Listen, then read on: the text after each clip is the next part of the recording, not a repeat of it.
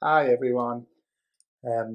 My name is Professor Rob Appleby, and I'm from the University of Manchester at the Cockcroft Institute. And I'm going to talk to you today about engaging with the invisible, or how to communicate science to the visually impaired, and a project that I created called Tactile Collider. Before I do that, I'll just tell you a bit about myself. I'm a professor of physics at the University of Manchester, and I work on particle accelerators and particle physics. So I work on the Large Hadron Collider, where to understand the nature of the universe. I do work on building medical accelerators. I use light to manipulate particle beams using terahertz-based radiation. And also I do a lot of public engagement. And as part of that, I got really involved in diverse audiences in science communication, and specifically visually impaired audiences in a project called Tactile Collider. So I'll tell you very briefly about it today. What do we need to do to succeed? So in the middle of this slide, there's a picture of a man called John Cockcroft, who's an accelerator pioneer. He created the first ever particle accelerator. In the picture, he's standing in front of a large piece of scientific apparatus, which actually is a particle accelerator. And John Cockcroft developed this particle accelerator. He did a great many things. He worked with companies and other people, and he created a first particle accelerator, and he transmuted lithium, which is a huge step forward, changing lithium. And he did many, many great things, but he didn't do this in a vacuum. Well, he did do it in a vacuum, actually. Inside the accelerator is a vacuum. But he did it with other people. So he collaborated with people. And in the big challenges we have in science, we have to work with other people. We have to collaborate and work as a group to solve the big problems. Inside that group, we need to communicate with each other. And have to communicate not only with other scientists, but with our funders, with people who are not scientists, with the larger society. So it's extremely important, and we need to innovate. And I've always argued as Tactile Collider that all scientific success is based upon collaboration, communication, and innovation. And how do we make this work in the world we live in? Because the world is very diverse, but we need to be diverse in our collaboration, communication, innovation. We also need to be very, very inclusive in our collaboration, communication, and innovation. Let's explore that for a little bit more. So on this next slide, we have a picture of some chickens. And it's a big picture, and these chickens all have Superman logos on their chest. And there's a story, a piece of work around super chickens. And super chickens are really good to study sort of society, how you can make a good chicken, society, collaboration, that kind of thing, because you can directly measure the eggs that they lay, and the eggs that they lay give you an idea of their happiness, of their success. And so super chickens are chickens that are very good at laying eggs. So you can take the properties of different chickens and bring them together into one chicken to make a very, very good chicken that can lay lots and lots of eggs. So scientists did this. And in the competition for resources, all these chickens are all the same, they're all super. And they were, in the end, they pecked each other to death because there was no diversity. So you can't just take the best properties of everybody into one chicken, and that chicken is really good at laying eggs. That's not how the world works. We need diversity, and we need inclusivity. So in some sense, all of us, when we do our daily lives, we are like super chickens in some sense, because we all have these good features in us, but it's the breadth of good features that we need to be successful. So it's actually a published study, so you can read about the super chickens and find out what they did. So I'm a scientist, so why do we need to communicate diversely? Well, it's very important we do science. That not everyone does science. We sort of, in our society, we specialise in our roles. We have to include every possible member in our science, in our debates, in our discoveries. If we find the Higgs boson, and we have, 2012, the Large Hadron Collider, that was a success that we all shared it. We all did it together. So we need to include everybody in those successes. Also, if we learn to communicate diversely, we make all our communication better and better focused on the audiences. So understanding an audience and thinking about how to particularly reach an audience is extremely important. That makes our recruitment better. Also, we can recruit talent to our field by looking in places for future scientists we hadn't thought of looking at before. This is a picture of myself around a table with two visually impaired people in Manchester. There was a launch of a Large Hadron Collider exhibition in Manchester, and we gave some special tours, which hadn't been done before, to visually impaired guests to understand how particle accelerators work. So in this picture, you can see us doing that. So let's get an understanding for the visual nature of science. So this is a picture from science. This is the Large Hadron Collider. It's actually something called Atlas. So what you see is a big grey structure with lots of coloured lines on which represent subatomic particles. So actually in the middle of this picture, in the middle of the detector, is where protons collide to produce the Higgs boson. And the lines radiating out are particles. Most of the time it's particles we've seen before, but sometimes it's particles that we haven't seen before, and that's the exciting day for us as physicists. Science is very visual, and if we try to communicate the science of the Higgs boson and the Large Hadron Collider, we tend to use pictures like this. Now, imagine though, this picture looked a little bit more like that. Now there's some black dots gone over the image, obscuring part of the image, so you can't see what's going on. The message of that image is starting to be lost. So the visual nature of the medium is not very good at all. What if there are even more black dots which have just appeared on the picture? The visual nature of science communication, if you're visually impaired, you've totally lost the message here. Well, finally, what if the image looked like that? A black screen. So images are very, very strongly used, and all scientists, like myself, we tend to write PowerPoint presentations, we go to schools, we teach kids about science, and we do it in a very, very visual way. This excludes our audiences, but also it makes us maybe not learn about other ways of communication that can be equally, or if not more effective than the visual communication. So visual impairment is what I'll focus on now. It's a huge term with a huge range of impairments and implications.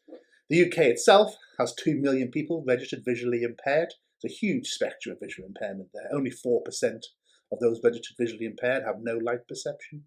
Worldwide, there's 300 million people we know of visually impaired, but the number will be a lot larger than that. So these are people who are not engaged with our science, and we're losing out on a massive pool of talent.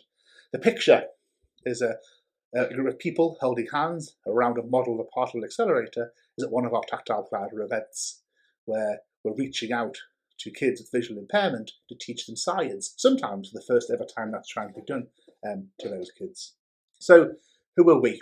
Well, we're a project called Tactile Collider, and it was created several years ago after that exhibition I told you about in Manchester, where what we tried to do is we took a group of people who were science communicators, and we went back to the drawing board with our science communication. We went back to understand how should we do science engagement to visually impaired audiences. Or in other words, how can we make all our communication better by relying less on visual tools and developing more empathy for our audience? I'll tell you about Mr. Potato Head at the end of the talk, which is one of our models to understand that. So Tactile Collider is my project. It was funded from the UK Research Councils, and we took a step back and we developed new models and ways of how to do science engagement and communicate to underrepresented audiences. We focused on visual impairment, but what we found along the way is that the tools we developed actually are better for audience engagement with science, for a whole range of disabilities, and, to be honest, for every possible audience, irrespective of disability. Because by going away from visual communication and using more tactile and sound, you really let people understand things in their own way. So we worked with it was a very long process with visual impairment consultants, and many hours, many weeks and weeks spent with visually impaired people to understand how they learn. And then we wrote that down as a new model, and then we created a touring event on fundamental physics of the Large Hadron Collider accelerators and the Higgs boson, and we've toured Europe. having one-to-one sessions and group sessions with visually impaired kids all across our continent. The picture is us. We've won quite a few awards now, so that you can see the leadership team, Tactile Collider, on stage at Manchester winning the first of our awards. We've since then won many awards across Europe and the UK. So what is our model? Well, yeah, there's a paper about it, you can read about it, but the key thing we did here was we're all practicing physicists, but we did no preconceptions. So we actually spent one whole year with no solution, just listening to the audience, engaging with the audience we're trying to reach, going into their space, listening to how they want to understand science, being audience engagement, lots of training, event development. We did no physics until we were fully trained as site guiders and on VI issues, and spent many weeks talking to our audience. It's very hard for me to do because you want to get out there and start talking about the physics, but we stopped ourselves doing that until we were properly ready to proceed with our training. It's published in this paper. You can read it there. It's called the Tactile Collider model, and it gives 7 principles for communicating science to diverse audiences by going into their space to understand how they want to understand the science, engage with the science: authenticity, multimode communication, interactivity, diverse audience needs, excessive training and testing, design and preparation, not just the kids, and science is fun, even for us. And I'll tell you a little bit about that in a sec, of why it has to be fun. But the guiding principle of the Tactile Collider model, and the bedrock, if you like, is called the social model of disability. And this is very important. This is a way of thinking. It's a way of viewing the world which says that people who are disabled by barriers in society, not by their impairment or any difference. So the barrier is not a disability. The barrier is what society perceives that disability. And once you understand this social model of disability, that all we have to simply do is change the way we think, tear down these barriers, and there is no barrier for this person with a disability or engaging in a particular activity. So that's the model. We also have the experience.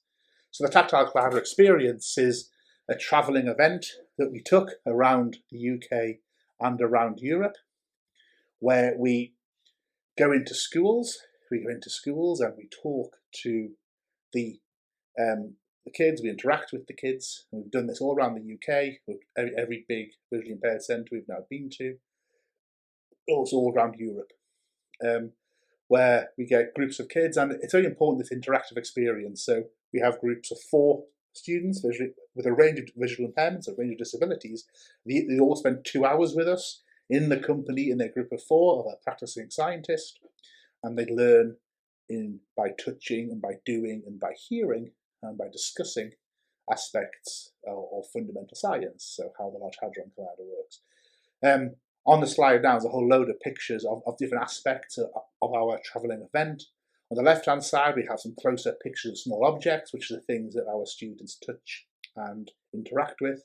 In the middle, we have some people, some students who are touching and feeling the objects and discussing with their peers. On the right, we have a big blue circular accelerator model, about 4 meters across, which is actually called CASI, which is a model of a real particle accelerator that we take around the country in a van into schools so kids can touch and hear what a particle accelerator is, the experience is. And this has gone down very well, and it's not often you get to drive a particle accelerator in a van and put it out into a school. On the actual event themselves, we do 4 different learning topics: particles, magnets, acceleration, and Higgs, in 2 parts, and we do something called embodied learning, which I'll tell you about on the next slide. But overall, the experience, we get the teachers involved, we also train the teachers in the science, and it's very interactive, and it's at everybody's own pace, following the principles of the Tactile Collider model. Now, for the real fun, the drama, or embodied learning. So in the picture, we see a group of people standing around CASI, our particle accelerator, all holding hands, And this is something that arose in the project when at one of our events down in Bristol, I think it was, we came across a parent of two visually impaired girls, and they came to our event, and she was actually a drama teacher. So we collaborated with her to create drama to teach science using movement. It's called embodied learning. For us, it was the drama. We did this at half time during the event, where got a chance to be physical, where we started off by we'd specify tasks for them to do, where in this case they stand in a circle all holding hands and then send pulses around the ring by jiggling their hands, like in the Large Hadron Collider. But then later on we'd have them in groups, and they would create small drama scenes to act out to the rest of the group about what they'd learned, about how the Higgs boson works, how the Large Hadron Collider works. All went down very well. It was by far, it was the funnest part of the day. And I always think once things go back to normal after COVID, we should pursue a project just on embodied learning of science. I think that's a very interesting thing to do. We've also done some evaluation. So this is the sciencey bit. We did some professional evaluation of the model to understand, is this model effective in communicating science to disadvantaged and underrepresented audiences? And the answer it is. So I have whole papers and slides on the evaluation of Tactile Collider, but overall we did the evaluation, and 75% of the students left with a positive attitude towards the science. 73% of the students felt they'd learned something new about physics. So some of the audience we've taken this to, very little science education. So have scientists come and then they're feeling positive about science. That shows at least we're doing something right. So in conclusion, we've worked with the VI experts, consultants, and the audience to produce a new model for engagement with the visually impaired audiences. This is called the Tactile Collider model. But it really works for all audiences, diverse audiences. And it also works for all audiences in the sense it makes you back away from being so visual dominated and explaining and engaging with your science to whatever audience you're talking to, using sound and touch, interactivity and drama. And this is extremely effective. The core message really, over and above the model itself, is to listen to your audience, to understand whoever you're speaking to, and put yourself into their space. May we all benefit. This is what we do, empathy for whoever you're addressing, be it a one-to-one conversation or a science communication event or a Nobel laureate lecture, is to who is your audience and how do they wish to engage with you. And Mr. Potato Head, Mr. Potato Head was trying to explain this about adaptability. Every day Mr. Potato Head is different. So if you're trying to be Mr. Potato Head, every day you can change your hat, you can change your ears, you can change your nose.